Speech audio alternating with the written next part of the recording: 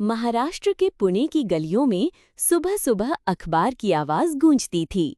वहीं 12 साल का रवि फटे कपड़े और नंगे पांव गली गली अखबार बांटता था। उसकी जेब में पैसे नहीं होते, लेकिन आंखों में चमक थी।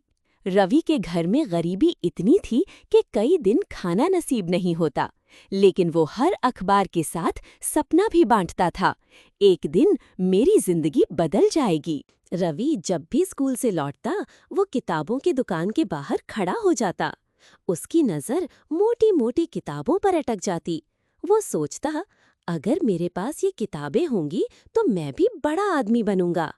दुकानदार कई बार उसे भगाता, लेकिन रवि बार बार लौट आता, क्योंकि उस दुकान की किताबें ही उसकी दुनिया थीं। रात को जब माँ आंचल से आंसू पोंछ रही थी, रवि ने पूछा, माँ, क्या हम हमेशा ऐसे ही रहेंगे?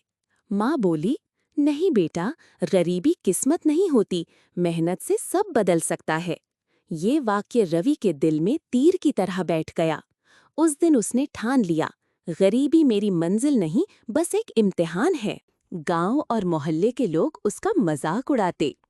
अरे, अखबार बेचने वाला इंजीनियर बनेगा? कुछ बच्चे उसका मजाक बनाते। रवि तो हमेशा भूखा रहता है, पढ़ाई करके क्या करेगा? लेकिन रवि चुपचाप मेहनत करता रहा। उसके दिल में सिर्फ एक ही आवाज गूंजती थी, माँ की सीख और मेरा सपना। दिन भर अखबार बेचकर थका हुआ रवि रात को लालटेन जलाता। कभी नींद से आंखें भारी हो जाती, कभी भूख पेट को काटती, लेकिन रवि किताब पर झुका रहता।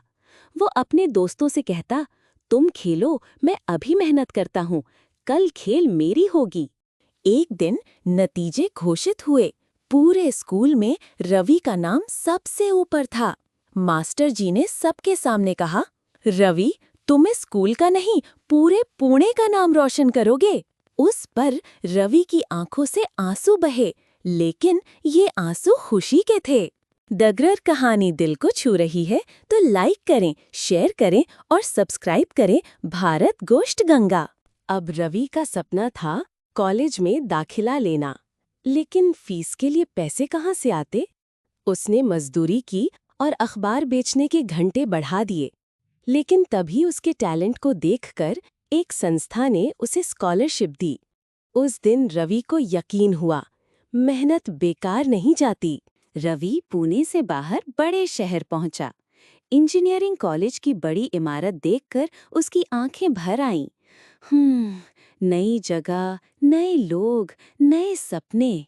लेकिन उसके मन में माँ की सीख और मेहनत का इरादा वही था।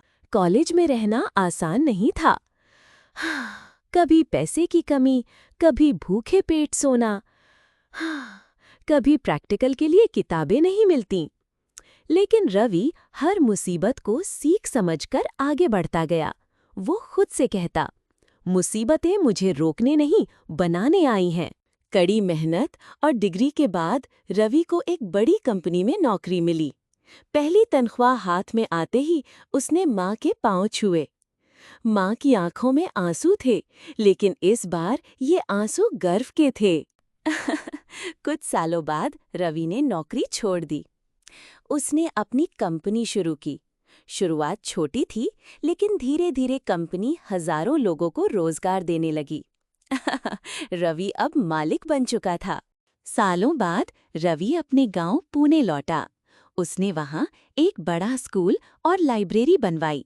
उसने बच्चों से कहा, आज मैं तुम्हें वही किताबें देना चाहता हूँ जिन्हें मैं कभी खरीद नहीं पाया। पूरा गांव ताली बजा रहा था। रवि की माँ की तस्वीर पर फूल चढ़ाए गए। रवि बोला, माँ, तुम्हारी सीख ही मेरी जीत है। दोस्तों, ये थी रवि की प्रेरणादायक कहानी, खाली जेब से बड़ा सपना।